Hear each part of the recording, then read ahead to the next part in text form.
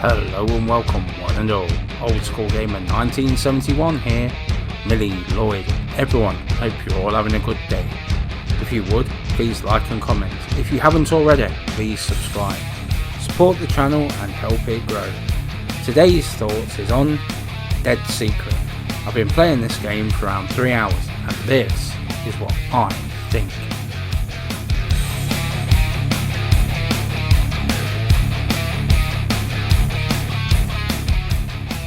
Dead Secret, developed by Robot Invader.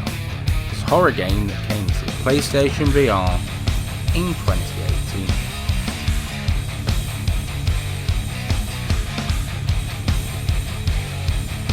This is all its own thing main story-wise. There is some Japanese mythology stuff. It borrows from it with a few changes to fit the story a little better. It released for PC in 2015 and PSVR, PlayStation 3 and PlayStation 4 in 2018. There has been a sequel release for Oculus, fingers crossed for a PSVR release.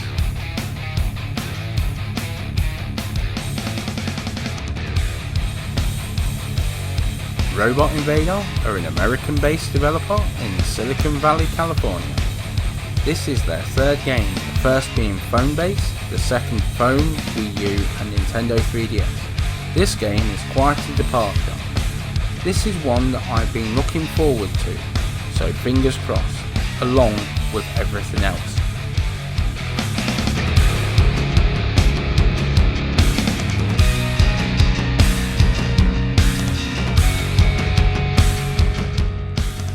The game is set in 1965 in a secluded farmhouse in Kansas. It's a two-story building, 2 bedrooms, 1 bathroom, a kitchen and a basement. There are 3 other rooms downstairs. Some of the rooms are locked, so you have to find your way into those rooms. There's been a death in the farmhouse, Harris Bullard. He died under suspicious circumstances, hypothermia during the summer. You play as a reporter who has decided to investigate as she believes that this is a murder.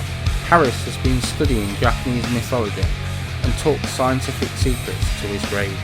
You must find those secrets out, solve the murder, all before you become the latest victim. There are 5 endings for you to find, along with a lot of evidence. With plenty of puzzles for you to solve, there is plenty for you to do. The Japanese mythology is the white woman's story. I do think this is really cool and I enjoyed the story. It's based on the Yoko Ono Snow Woman, the Lafcadio Hearns version, with a few tweaks so it fits the game story a little better.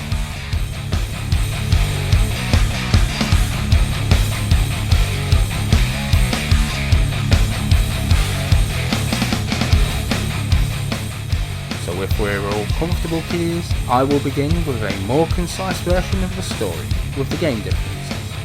A long time ago there lived 2 woodcutters. In the game, threatening letters are addressed from the woodcutter, Minokichi and Masaku. Minokichi was a young man, whilst Masaku was a very old man. In the game, it's father and son. One winter day, they could not get home because of the snowstorm. They found a hut in the mountain and decided to sleep there. On this particular evening, Minokichi woke up and found a beautiful lady with white clothes and black hair. In the game she has black hair and pale skin. She breathed on old Masaku and he was frozen to death. In the game she was atop the old man and it's the next day that the young man finds out the old man is dead. She then approached Minokichi to breathe on him, but she stared at him for a while and said, "I thought I was going to kill you, the same as that old man, but I will not, because you are young and beautiful. You must not tell anyone about this incident. If you tell anyone about me, I will kill you." Several years later, Minokichi met a beautiful young lady named Yuki. Yuki means snow, and he married her. She was a good wife. Minokichi and Yuki had several children. There's 4 in the game. They lived happily for many years. Mysteriously, she did not age. One night after the children was asleep, Minokichi said to Yuki, "Whenever I see you, I am reminded of a mysterious incident that happened to me when I was young. I met a beautiful young lady like you. I do not know if it was a dream or if she was a Yuki owner. In the game, it is through guilt that he told of this story. After finishing his story, Yuki suddenly stood up and said, "That woman you met was me. I told you that I would kill you if you ever told anyone about that incident. I can't kill you because of our children. Take care of our children." She then melted and disappeared. No one ever saw her again. So is this dead secret, or is it ceased to be?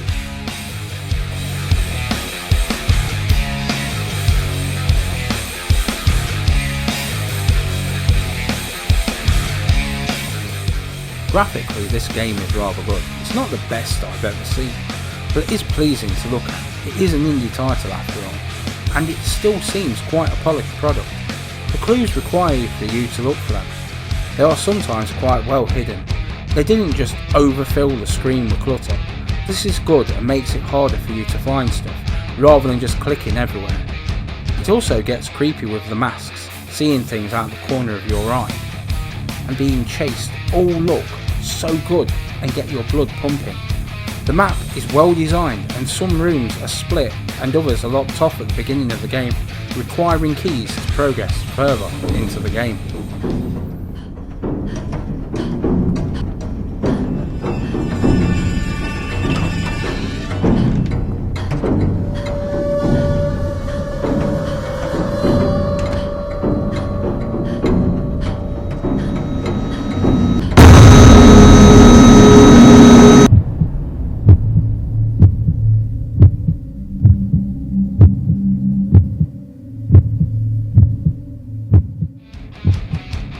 This is on the right side of creepy.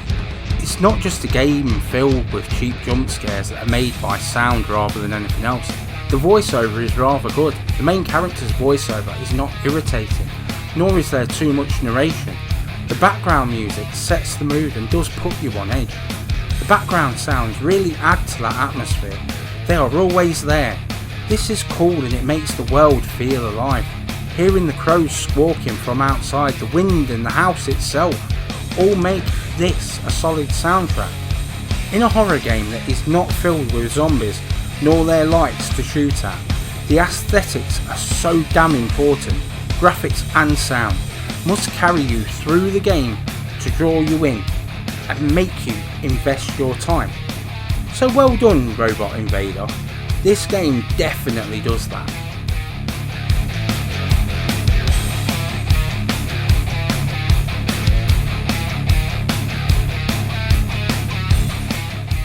This is not up to the polish of the rest of the game movement wise. It does feel a little clunky in fact. It uses a teleport system which at times does feel a little tetchy. You don't always get to go where you want to go. You sometimes have to move somewhere else before getting near to where you want to go. It's the same with the standard game as it is playing it in VR.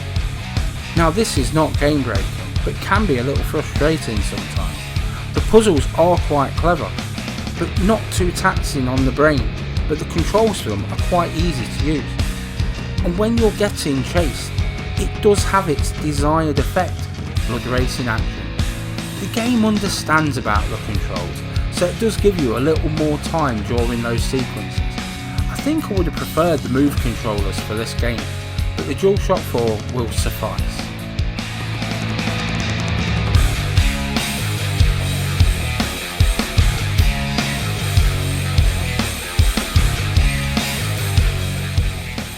So let's start off with the main story. Though it is good, we don't know who we are beyond being a reporter, who seems to have good intuition, but could smell murder, where there was no obvious signs. The fact that the killer is on your trail makes a solid start to the atmosphere. The whole Japanese mythology thing is a nice touch, as is the Yuki Onna story. It's one that I have heard before, and the small changes to the story, so it fit better in the game. Again, this helps draw you into the story, as it was an interest for the deceased. The graphics and sound really come together to make this a solid atmosphere. Moreover, it makes it one of the best horror games on PlayStation VR. It has no blood, no gore, but does have atmosphere.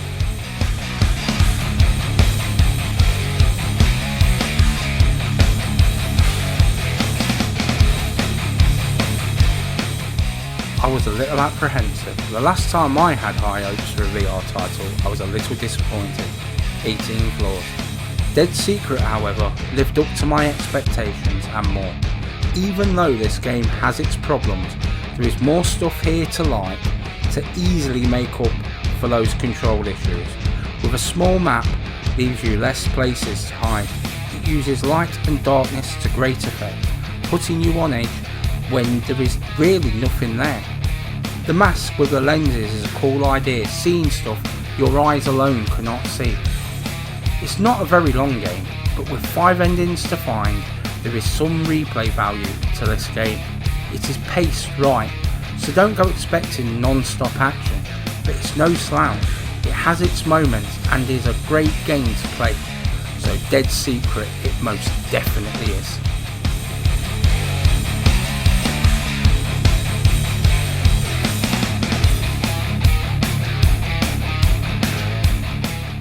If you're hearing this, you've made it all the way to the end of the video.